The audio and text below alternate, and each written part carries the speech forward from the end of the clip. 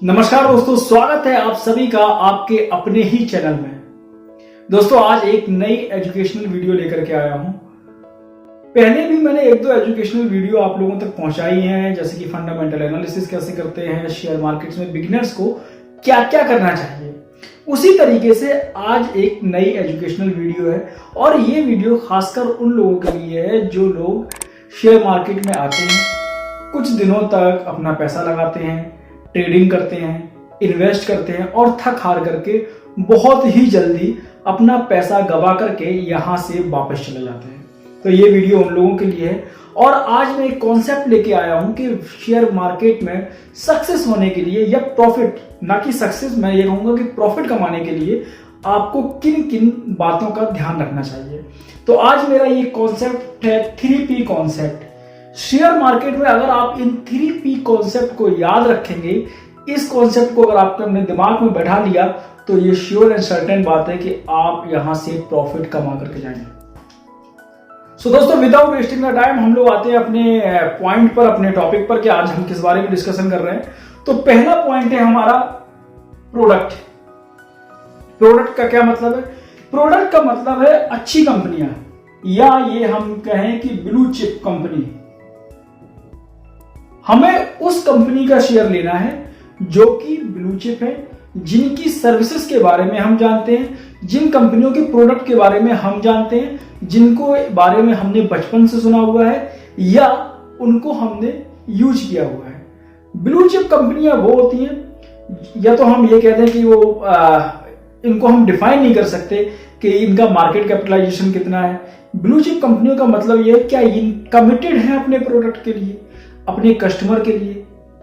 अगर वो कमिटेड है, काफी लंबे समय से काम कर रही हैं, आप उनके बारे में समझते हैं, उनके बारे में अच्छे तरीके से वेल नॉन है, इट्स मीन कि वो प्रोडक्ट, वो शेयर आपको अपने पोर्टफोलियो में लेना है।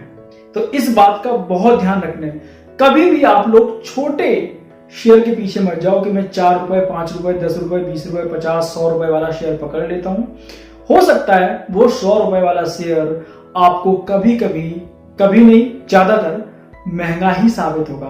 एक शेयर लो, 2000 रुपए का लो, ना कि 100 रुपए वाले 20 शेयर। कंपनी अच्छी होनी चाहिए, प्रोडक्ट अच्छा होना चाहिए, रिलायबल होना चाहिए, कमिटेड होना चाहिए अपने कस्टमर्स के लिए। इस बात का हमेशा ध्यान रखो। दूसरी बात होती है पैसा। पैसा यानी कि मनी। ये तो आप कहेंगे कि यार शेयर मार्केट में तो पैसा ही लगाना है, इसमें सोचने वाली क्या बात है। ऐसा बिल्कुल भी नहीं है। यहां पर पैसे का मतलब यह है कि जब भी आप कोई प्रोडक्ट या कोई शेयर बाई कर रहे हैं, अपने पोर्टफोलियो में ऐड कर रहे हैं, तो अपने दिमाग में इस बात का हमेशा ध्यान रखो कि जैसे ही आप उस शेयर को लेंगे तो ऐसा नहीं है कि वो वहां से ही जेकर बनाना शुरू कर देगा और वो ऊपर जाता ही रहेगा। हम लोग ये बहुत बड़ी गलती करते हैं। हमें ये लगता है कि जब हम उस कंपनी को खरीदें तो वो बॉटम लाइन होनी चाहिए, वहां से नीचे शेयर को जाना नहीं चाहिए, जो कि शेयर मार्केट में बिल्कुल भी पॉसिबल नहीं है। दोस्तों, ये बात आप लोग अपने दिमाग में बैठा लो कि शेयर मार्केट का बॉटम किसी भी एक्सपर्ट को पता नहीं है। कोई भी अगर आपसे ये बोलता है कि मैं टिप्स दूंगा, मैं एनालिसिस करूंगा, वो एनालिसिस कर सकते हैं, लेकिन उसका बॉटम वो कितना नीचे गिरेगा किसी को पता नहीं है। लेकिन हाँ, ये जरूर आपको पता है कि अगर ये इतने शेयर यहां से और गिरता है तो हमें क्या करना है। और मैं बात कर रहा हूं ब्लू चिप कंपनियों के बारे में। अगर वो ब्लू चिप कंपनी है, वो फंडामेंटल स्ट्रॉन्ग कंपनी है, तो फिर आपको क्या करना चाहिए। जब भी आप कोई एक शेयर बाय कर रहे हो, एक कंपनी का कोई शेयर बाय कर रहे हो और उसमें आपकी इच्छा है कि मैं इसमें 50,000 रुपए इन्वेस्ट करना चाहता हूं या 10,000 रुपए इन्वेस्ट करना चाहता हूं, तो आप उसको एटलीस्ट उस पैसे को 3 भागों में डिवाइड करें, यानी कि 1/3। आपको ये पता होना चाहिए जब आप उसको बाई कर रहे हैं, उस शेयर को जिस करंट मार्केट प्राइस पे बाई कर रहे हैं, तब एक पार्ट, यानी कि सपोज दैट आपके पास में 10,000 रुपए है, तो लगभग उसका 3500, 3300 या 3000 एक पार्ट पैसा आप करंट मार्केट प्राइस पे खरीदें। अब ये आपको पता नहीं है, आपने सिर्फ एनालिसिस किया और आपने एक एक्सपेक्टेशन रखी, स्पेकुलेशन लगाया कि ये यहां से हो सकता है ऊपर जाए, लेकिन जरूरी नहीं है। कोई बैड न्यूज आ गई, कुछ ऐसी मार्केट में हलचल हो गई जो कि उस कंपनी के हाथ में नहीं है। ये एक्सटर्नल इश्यूज बोलते हैं हम उनको। किसी एक्सटर्नल इशू के चलते उस शेयर में गिरावट आ गई तो आप उससे क्या करेंगे? तो जो आपने यहाँ पे 1/3 पैसा लगाया था और 2 हिस्से आपके पास में भी रखे हुए थे, तो आप वहां से एस्टिमेट करो कि किस रेशियो में मार्केट वहां से डाउन जा रहा है। अगर मार्केट वहां से आपको लग रहा है कि 10-15% डाउन है, तो आप अपने पोर्टफोलियो में एक हिस्सा, यानी कि जो कि 3 भागों में डिवाइड किया था, एक भाग आपने पहले ही करंट पार्ट में इन्वेस्ट कर दिया था, तो दूसरा जो हिस्सा आपने किया हुआ है, यानी कि लगभग 3300 रुपए या 3500 रुपए, आप दूसरी गिरावट पे लगाओ। फिर भी अगर आपको लगता है कि वो मार्केट वहां से डाउन जाएगा, तो अभी भी आपने एक पार्ट अपना इन्वेस्ट करने के लिए बचाया हुआ है। तो ये चीज का हमेशा ध्यान रखो कि एक बार में ही लमसम अमाउंट किसी पर्टिकुलर शेयर में ना लगाएं, किसी पर्टिकुलर कंपनी में बिल्कुल भी ना लगाएं। ये जैसे कहते हैं ना कि सेहत के लिए सिगरेट खतरनाक है, वैसे ही किसी एक कंपनी में पूरा पैसा लगाना आपकी वेल्थ के लिए बहुत ज्यादा खतरनाक है, आपकी प्रॉफिट के लिए बहुत ज्यादा खतरनाक है। वो पैसा आपका ब्लॉक भी हो सकता है। तो हमेशा अपने पोर्टफोलियो को डाइवर्सिफाई करें, और डाइवर्सिफाई के साथ साथ आप इतना पैसा जरूर रखें बैकअप में कि उस शेयर, पर्टिकुलर शेयर को अच्छी गिरावट पर उसको एक्यूमुलेट कर सके, उसको एवरेज कर सकें। तो इस चीज का ध्यान रखें। आइए अब हम बात करते हैं थर्ड पी की। थर्ड पी का मतलब होता है पेशेंस। दोस्तों शेयर मार्केट में ये बहुत ज्यादा जरूरी है। शेयर मार्केट में देखें, हमारा टाइम और हमारी मनी, हमारा पैसा, टाइम और पैसा मिलकर के हमारा प्रॉफिट, और या ये कहें कि CAGR गेन कराता है। CAGR का मतलब हो गया कंपाउंडिंग एनुअल ग्रोथ रेट।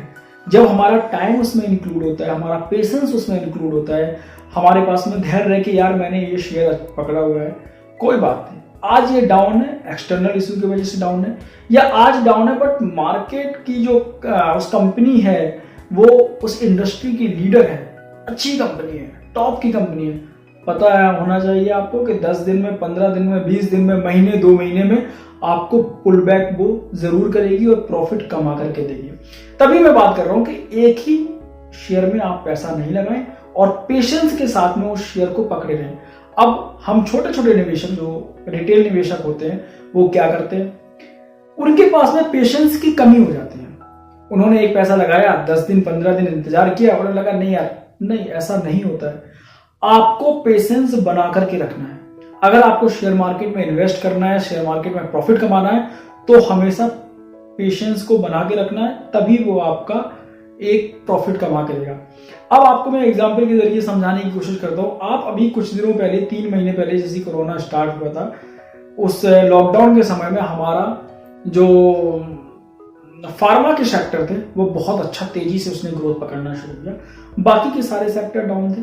या आप लोगों को याद होगा, या नहीं याद है तो आप इसको इंडाइसिस को उठा करके देख लीजिए कि फार्मा का इंडाइसिस कितना ऊंचा गया था। फार्मा की सारी कंपनियां टॉप पे टॉप, टॉप पे टॉप, टॉप पे टॉप बनाई जा रही थी, जबकि उसके पहले वो डाउन था। उसके बाद में एकदम से चेंज हुआ, फार्मा डाउन हुआ और लोगों ने आईटी सेक्टर पकड़ना शुरू कर दिया। आईटी सेक्टर पकड़ा, आईटी सेक्टर एकदम बूम में। टाटा के, TCS के शेयर हों, इन्फोसिस के शेयर हों, HCL के शेयर हों, सारी कंपनियों के शेयर भागने लगे। उसके बाद में आप देखिए उसको थोड़ा सा डाउन कर दिया, ठंडा कर दिया, क्योंकि क्या होते हैं, जो बिग प्लेयर्स होते हैं वो बारी बारी, अगर आप एक इंडस्ट्री में इन्वेस्ट करते हैं, जैसे ही बिग प्लेयर्स ने उसमें, बिग प्लेयर्स को कई लोग ऑपरेटर्स भी कहते हैं, बिग प्लेयर्स जब उसमें इन्वेस्ट करना शुरू कर देते हैं तो हमारे जो रिटेल निवेशक हैं उनका भी माइंड उसी तरफ जाता है। या ये कहेंगे जो बड़े बड़े प्लेयर्स हैं, जो बड़े बड़े ऑपरेटर्स हैं, हमारे माइंड को मैनिपुलेट कर देते हैं और हम सारे छोटे लोग उसी इंडस्ट्री की तरफ भागने लग जाते हैं। जब हमारा ये फार्मा सेक्टर आया, उसके बाद में आईटी सेक्टर ने तेज किया। अब आप देख लीजिए बीच में अभी पिछले हफ्ते या इसी हफ्ते शायद 2-4 दिन ही डाउन रहा होगा, हमारा बैंकिंग सेक्टर ने तेजी पकड़ ली, जबकि उसके पहले बैंकिंग सेक्टर इतना डाउन था कि लोग खरीदने को तैयार नहीं थे और तब उसमें इन्वेस्ट करने का सही टाइम था और हम लोगों ने उसमें इन्वेस्ट किया। मैंने अपने टेलीग्राम चैनल पे भी कई सारे लेवल्स दिए थे, कई सारे वीडियोस, कई सारे पोस्ट किए थे। उस पोस्ट में बताया था कि ये हमारे सही लेवल पे, बाइंग जोन पे। और उसके बाद में हम लोग, जब क्या होता है मार्केट डाउन होती है तो शेयर को पकड़ते नहीं है। हमें लगता है कि जब मार्केट चढ़ रही होती है, जब लोग उस तरफ भाग रहे होते हैं, हम भागना शुरू करते हैं और हम ऊपर के रेट में फंस जाते हैं। फिर हमें बहुत लंबे समय तक वेट करना पड़ता है। तो हमेशा ध्यान रखें, सही टाइम पे सही पैसे को अपने बचा के रखें, और जैसे ही किसी पर्टिकुलर शेयर में गिरावट आती है एक्सटर्नल इशू की वजह से, आप उस शेयर को पकड़ें और पेशेंस के साथ में उसे रखें। ऐसा नहीं है कि आपको वो 15 दिन में प्रॉफिट बना के दे देगा, उसमें थोड़ा सा टाइम लगता है। तो इन चीजों का ध्यान रखें। कंपनी आपकी ब्लू चिप होनी चाहिए, उसके लिए आप पैसा बना के रखें। एक बार में ही सारा पैसा एक कंपनी या एक शेयर में ना लगाएं, थोड़ी थोड़ी गिरावट पे थोड़े थोड़े शेयर एक्यूमुलेट करते रहें। इसका भी मैं थोड़ा सा एक फंडा बताता हूं। अगर आपने एक पर्टिकुलर शेयर में पैसे लगाने हैं तो आप ऐसे लगाइए। मान लीजिए पहले 2-3 शेयर खरीदिए, एक फर्स्ट पार्ट आपने लगाया एक करंट मार्केट प्राइस पे, वहां से 10% की 15% की गिरावट आती है, फिर आपने दूसरा पार्ट लगा दिया। अगर वहां से भी गिरावट आती है, आपको लगता है कि यहां से भी गिरावट आने की चांसेस है लेकिन कंपनी बहुत अच्छी है, तो फिर उसमें आप जो फर्स्ट पार्ट में लगा रहे थे उसका डबल पार्ट लगाइए। तो इससे क्या होगा, आपके जो शेयर है उसका पर्टिकुलर प्राइस, एवरेज प्राइस बहुत अच्छा हो जाएगा, और जब जैसे ही वो सेक्टर या वो कंपनी या वो इंडस्ट्री भागना शुरू करेगी तो बहुत जल्दी आप उस समय प्रॉफिट में आ जाएंगे। तो दोस्तों, ये आपको याद पता चल गया होगा, 3P को याद रखना है, प्रोडक्ट, पैसा एंड पेशेंस। अगर ये 3 आप शेयर मार्केट में याद रखोगे तो डेफिनेटली आपको प्रॉफिट होगा ही होगा।